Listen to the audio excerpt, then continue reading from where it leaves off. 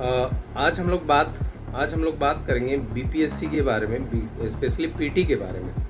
BPSC PT में qualify करने के लिए मेरे ख्याल से 3 से 4 सब्जेक्ट का बहुत बड़ा योगदान है। सबसे पहला योगदान है हिस्ट्री का। हिस्ट्री में अगर आप मॉडर्न हिस्ट्री स्पेशली ढंग से पढ़ के जाते हैं तो मॉडर्न हिस्ट्री में टोटल कम से कम बिहार हिस्ट्री और इंडियन हिस्ट्री, मतलब बिहार स्पेशल जिसको बोलते हैं, और इंडियन मॉडर्न हिस्ट्री मिला के लगभग 30 प्लस क्वेश्चंस आते हैं। तो अगर आप हिस्ट्री सही से कर लेते हैं तो आपका पीटी में क्वालिफाई करने का आपका चांसेस जो है बहुत ज़्यादा बढ़ जाता है।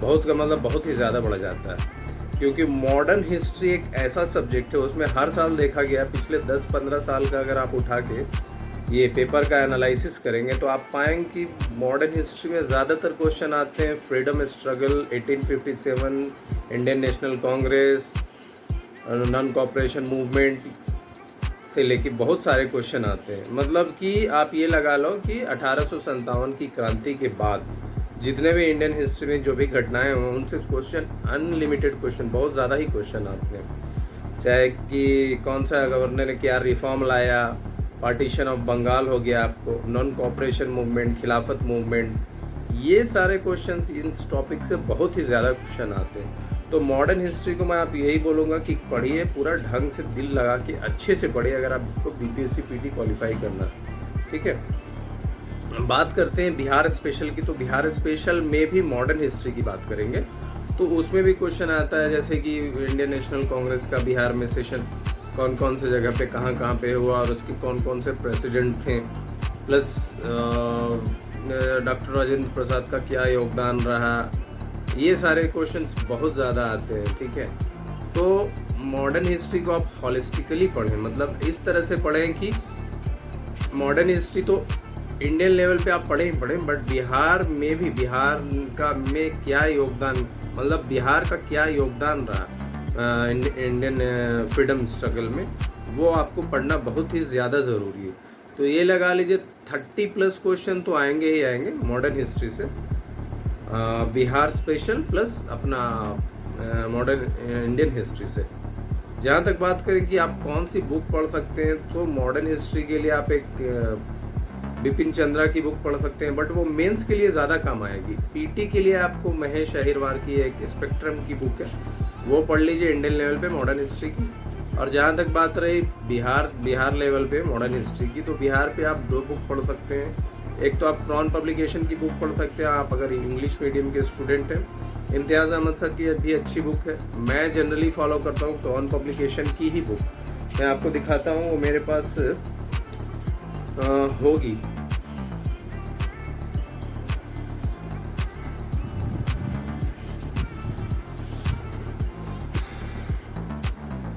मैं आपको दिखाता हूँ वो बिहार स्पेशल की जो मॉडर्न हिस्ट्री की बुक है, मैं जिसे पढ़ता हूँ, वो मेरे पास होगी। ये क्रॉन पब्लिकेशन की बुक है, बिहार जनरल नॉलेज। इससे बहुत सारे क्वेश्चन आते हैं, पिछले साल भी कई सारे क्वेश्चन यहाँ से ही आए हैं बिहार। ठीक है, आप देख सकते हैं क्रॉन पब्लिकेशन की। इससे लगभग हिस्ट्री की बात करें तो कम से कम 8 to 10 क्वेश्चन तो ज़रूर ही आते हैं बिहार में। ठीक है, तो आप ये बुक पढ़ सकते हैं।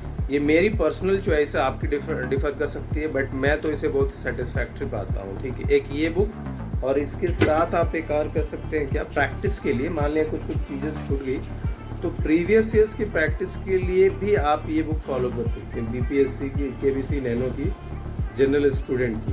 ठीक है, तो जनरल स्टडीज़ की, सॉरी, इसमें PYQ क्वेश्चन रहेंगे। ठीक है, लगभग 1994 से लेके 2022 तक की मेरे पास है।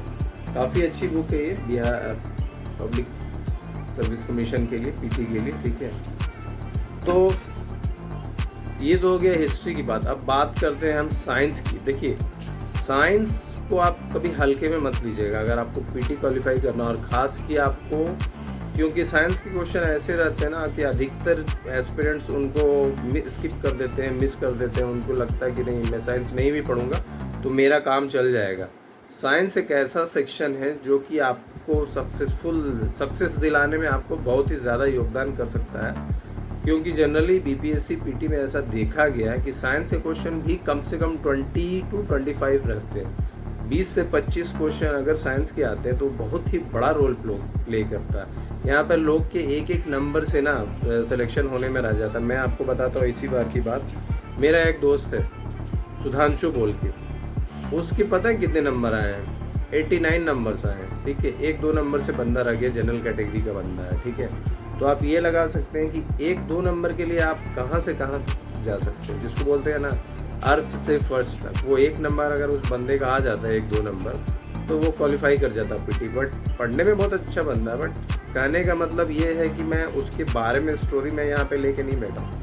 कहने का मतलब ये है कि आप एक नंबर का क्या रोल रहता है, बहुत ही ज़्यादा, बहुत का मतलब क्रूशियल रोल प्ले करता है। और हमारे बिहार में तो ये देखा गया ना, इतनी कंपटीशन, इतनी ज़्यादा कंपटीशन है कि अगर आप ढंग से तैयारी नहीं करते तो आप कहाँ फेंकाएंगे वो तो ऊपर वाला भगवान ही जानना। तो तैयारी कीजिए, ढंग से कीजिए। जहाँ तक साइंस की बात है, साइंस में आप ज़्यादातर क्वेश्चन बायो के देखिए। बायो के बहुत ज़्यादा क्वेश्चन आते हैं, लगभग 25 क्वेश्चन में ये लगा लीजिए 12 से 15 क्वेश्चन बायोलॉजी के आते हैं। उसमें भी ह्यूमन रिप्रोडक्शन, ग्रोथ, डिजीज़, ये इस टॉपिक से, फिर प्लांट सिस्टम से बहुत क्वेश्चन आते हैं, हार्मोन से रिलेटेड।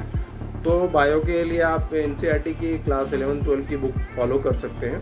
प्लस उसके अलावा एक और किताब है जिससे मैं पढ़ाई करता हूँ, ये एक लूसेंट की जनरल साइंस की बुक है। आप लोग अगर देख सकते हैं तो ये देखिए, ये जनरल साइंस लूसेंट की है। इसमें बहुत सारे आपको टेक्स्ट के फॉर्मेट में भी लिखा रहेगा, मतलब बिल्कुल आपको एक एक point two point, line by line लिखा रहेगा। ठीक है, उससे भी आप पढ़ सकते हैं। और प्लस इस बुक में आपको कुछ क्वेश्चन प्रैक्टिस सेट भी रहेंगे। तो आप ये इतना अगर आप कर लेते हैं एनसीईआरटी की क्लास 11-12 की, प्लस ये जनरल साइंस की लूसेंट की बुक। देखिए, मुझे कोई भी पब्लिशर मुझे कोई पैसा नहीं देता और ना ही मैं किसी का प्रमोट कर रहा हूँ। मैं जो पढ़ रहा हूँ, मैंने इस साल ही ये सारी किताब पढ़ के मैंने अपने एग्ज़ाम क्वालिफाई किया, तो मैं आपको रिकमेंड कर रहा हूँ। तो साइंस को आप हल्के में ना लीजिए। ठीक है, साइंस के क्वेश्चन ढंग से, बायो के ज़्यादा ध्यान दीजिए। बायो के बाद फिजिक्स से भी बहुत सारे क्वेश्चन आते हैं, चाहे वो फिजिक्स से हो गया, कुछ भी, जैसे ऑप्टिकल इल्यूजन, ऑप्टिक्स से बहुत सारे क्वेश्चन रहते हैं। ठीक है, इलेक्ट्रिसिटी, करंट से भी बहुत सारे क्वेश्चन रहते हैं। तो फिजिक्स के, सोलर सिस्टम, ये सारे क्वेश्चन बहुत आते हैं। तो फिजिक्स के क्वेश्चन को भी आप अच्छे से ढंग से पढ़िए। और क्लास में केमिस्ट्री को भी थोड़ा बहुत पढ़ सकते हैं, सिलेक्टेड टॉपिक्स पढ़ सकते हैं। ठीक है, तो ये तो बात रही, मैंने 2 सब्जेक्ट का बता दिया। पहला तो हिस्ट्री के बारे में, दूसरा अपना साइंस के बारे में। तीसरा सबसे इम्पोर्टेंट चीज़ जो है मैं आपको बताता हूँ।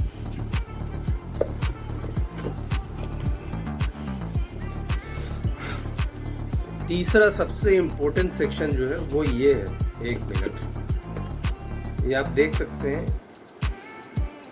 करंट अफेयर्स की। ठीक है, आपको अगर दिखता होगा, ये करंट अफेयर्स की एक यूट्यूब चैनल है, बीपीएससी मेकर बोल के। उस बंदे के क्वेश्चन ना हर साल लगभग 90+ एक्यूरेसी रहती है। 90+, जितने भी क्वेश्चन आते हैं ना बंदे के, उसके पढ़ाए हुए बिल्कुल आते हैं। और मैं इस बंदे के ही नोट्स को मैंने प्रिंट करा रखा है। ये देखिए, बीपीएससी मेकर बोल के। 1 मिनट मैं आपको दिखाता हूँ, शायद यहाँ से ना दिखे, अब आपको सही से दिखेगा। ये देखिए, बीपीएससी मेकर, ये जून का है। जून से लेके मैंने लास्ट तक अभी तक जनवरी का इसमें है मेरे पास। काफ़ी अच्छा है, तो आप इसको पढ़ सकते हैं। देखिए, बाकी डिपेंड करता है आपके ऊपर, आप कौन सा मतलब किस यूट्यूब चैनल या कौन सी मैगजीन, बहुत सारी मैगजीन है। एडुटेरिया से भी आप पढ़ाई कर सकते हैं। एडुटेरिया के अलावा भी बहुत सारे N नंबर, केबीसी नैनो की भी मैगजीन आती है, स्पीडी की भी आती है। ये मेरी पर्सनल राय जो मैं बता रहा हूँ, जिससे पढ़ के मैंने क्वालिफाई किया पीटी। ठीक है, आपको अगर जो पसंद लगता है आप कर सकते हैं, आप दूसरे चैनल को भी फॉलो कर सकते हैं। बट मैंने बताया जो मैं करता हूँ, जिससे मैं पढ़ाई करता हूँ करंट अफेयर्स की। जहाँ तक बात रही करंट अफेयर्स की, तो करंट अफेयर्स एक बहुत बड़ा रोल प्ले करता है। ऑलमोस्ट 35 क्वेश्चन आते हैं, 35+ क्वेश्चन आते हैं। Bihar current affairs plus Indian current affairs से, इंडियन प्लस इंटरनेशनल से भी आते हैं। कुछ स्पोर्ट्स के आते हैं। ठीक है, कुछ साइंस एंड टेक्नोलॉजी के, प्लस कुछ इंडियन करंट अफेयर्स के कि बुक्स, राइटर्स, ऑथर्स, ये सारे क्वेश्चन स्पोर्ट्स से आते हैं। तो फिर इकोनॉमी से भी रिलेटेड आते हैं, बैंकिंग सेक्टर में क्या सुधार हो रहा है। तो आपको हॉलिस्टिकली मतलब कि पूरा कंप्लीटली पढ़ना है। अगर आपको करंट अफेयर्स में सेफ एंड सिक्योर अपने आप को बनाना है तो पिछले 1.5 साल के मैं तो रिकमेंड करूँगा, कम से कम 1.5 साल का 18 मंथ्स का करंट अफेयर्स आप पढ़ के जाइए और कम से कम उसको 5 से 6 बार मिनिमम पढ़िए। अगर आप 5 से 6 बार पढ़ के जाते हैं तो आपकी अच्छी खासी तैयारी हो जाएगी और आपका सक्सेस मतलब सफलता में आपका बहुत ही ज़्यादा चांसेस बढ़ जाएगा। तो ये 3 सेक्शन, पहला हिस्ट्री, दूसरा मैंने साइंस बताया और तीसरा करंट अफेयर्स, ये 3 सेक्शन ऐसे हैं कि जो आपको क्वालिफाई कराने में बहुत ज़्यादा रोल प्ले करते हैं और क्रूशियल रोल प्ले करते हैं। इसके अलावा ये 3 सेक्शन को आप ज़्यादा फोकस कीजिए। चौथा सेक्शन होता है मैथ्स का, 10 नंबर का, काफ़ी इजी रहता है। क्लास 10 का लेवल का मैथ आता है, 10th से 12 के लेवल का बहुत ही इजी रहता है। अगर आप उसको ढंग से प्रैक्टिस करके जाते हैं एग्ज़ाम से 15-20 दिन पहले भी, तो 10 क्वेश्चन में आप इजीली आराम से 8-9 क्वेश्चन बना सकते हैं। प्लस बाकी का जो रह गया, जैसे ज्योग्राफी हो गया आपका, बिहार ज्योग्राफी से भी क्वेश्चंस आते हैं, इंडियन ज्योग्राफी से भी आते हैं, ठीक है। उसके अलावा पॉलिटी के भी क्वेश्चंस आते हैं। पॉलिटी के अलावा फिर और भी कुछ एक्स्ट्रा मिसलेनियस इकोनॉमी के भी क्वेश्चन आते हैं, अलग से इकोनॉमिक टर्म्स क्या है। तो अब बजट, बिहार बजट भी पढ़ के आप जा सकते हैं। इकोनॉमिक इंडियन सर्वे, बिहार बजट हो गया, फिर अपने भारतवर्ष का budget, Indian budget, Indian economy, ये सब भी है। और इसको ऐसा मैं ये नहीं बोल रहा हूँ कि स्किप कीजिए, मैंने जो भी सब्जेक्ट्स के नाम लिए, ये 3 सब्जेक्ट्स को छोड़ के 4 सब्जेक्ट को, हिस्ट्री, करंट अफेयर्स, साइंस और मैथ्स के अलावा जो पॉलिटी, ज्योग्राफी, ये सेक्शन है, इसको भी आप कीजिए। लेकिन स्टार्टिंग के मैंने जो 3-4 बताए हैं आपको, फिर से बता रहा हूँ, हिस्ट्री, साइंस, करंट अफेयर्स और मैथ, अगर आप ये करके ढंग से जाते हैं तो मिनिमम आपका मिनिमम मेरे ख्याल से आपको 90 to 100 क्वेश्चन एकदम आसानी से आप बना सकते हैं। कंडीशन है कि इन सारे सब्जेक्ट को 4 से 5 बार पढ़ लीजिए, ठीक है। उसके बाद आप फोकस कीजिए पॉलिटी, ज्योग्राफी और इंडियन इकॉनमी को कीजिए। ऐसा नहीं कि स्किप नहीं करना, आपको वो भी पढ़ना है, बट ये सारे चीज़ आपको अच्छे से बिल्कुल फोकस करके पढ़ना है। डेफिनेटली आपको इस बार आप 69 बीपीएससी आराम से निकालेंगे, ठीक है, अगर मैंने जितना आपको बताया।